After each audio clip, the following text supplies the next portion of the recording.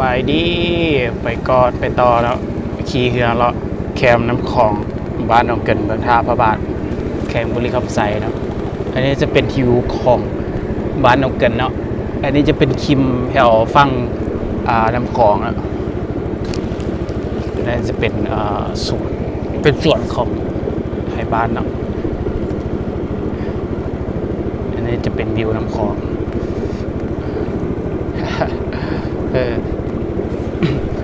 เป็นชาวกสิกรเนาะเขาหมายว่าอยู่บ้านนี่ก็ดำรงชีวิตด้วยการปลูกฝังเลี้ยงสัตว์หรือเฮ็ดนาต่างๆเนาะอันนี้จะเป็นเรียบแถวแคมฟังจะเป็นสวนเนาะเป็นสวนจะปลูกเป็นแบบพวกมักมันเผาเนี่ยถ้าไปต้องการมันเผาหรือมักข้าวดินมักเล่นมักเพชรมักเขือผักซีผักกาดหลายๆเนาะเกี่ยวกับเป็นอาหารเกี่ยวกับเป็นผักหมักไม้นี่เป็นอาหารสำหรับบ้านเนาะจะมีมะกล้วยตัวนี้เลยเนาะอันนี้ก็จะเป็นเลาะแถวขีมน้ำเนาะเดี๋ยวนี้ส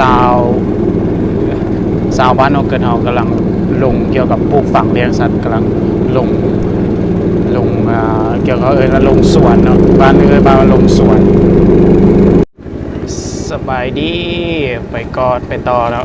ขี่เรือเลาะแคมน้ำของบ้านหนองเกินเมืองท่าพระบาทแคมบุรีคำไซเนาะอันนี้จะเป็นทิวของบ้านหนองเกินเนาะอันนี้จะเป็นคิมแถวฟัง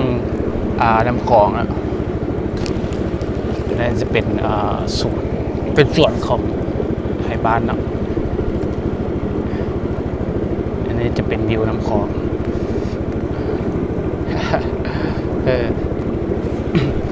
เป็นชาวกสิกรเนาะเขาหมายว่าอยู่บ้านนี่ก็ดำรงชีวิตด้วยการปลูกฝังเลี้ยงสัตว์หรือเฮ็ดนาต่างๆเนาะอันนี้จะเป็นเรียบแถวแคมฟังจะเป็นสวนเนาะเป็นสวนจะปลูกเป็นแบบพวกมักมันเผาเนี่ยถ้าไปต้องการมันเผาหรือมักข้าวดินมักเล่นมักเพชรมักเขือผักซีผักกาดหลายๆเนาะเกี่ยวกับเป็นอาหารเกี่ยวกับเป็นผักหมักไม้นี่เป็นอาหารสำหรับบ้านเนาะจะมีมะกล้วยตัวนี้เลยเนาะอันนี้ก็จะ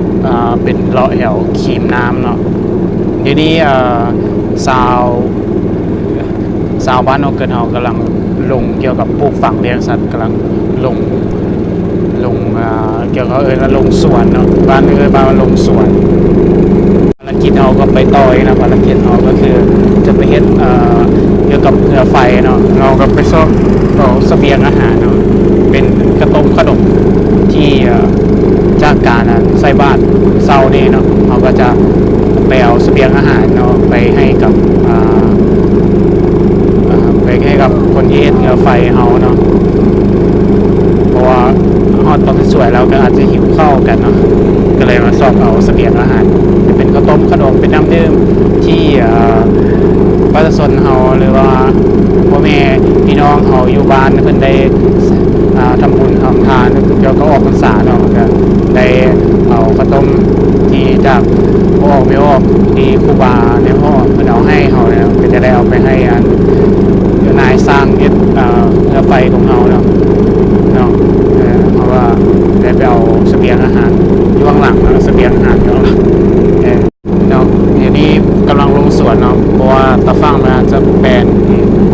ดีกันลงสวนที่เฮ็ดเรือไฟเนาะเรือไฟเอาไว้ยามมื้อแลงเดี๋ยวมื้อแลงค่ำๆเขาอาจจะมีบรรยากาศงานแท้ๆเนาะตัวนี้ก็จะเป็นหาดที่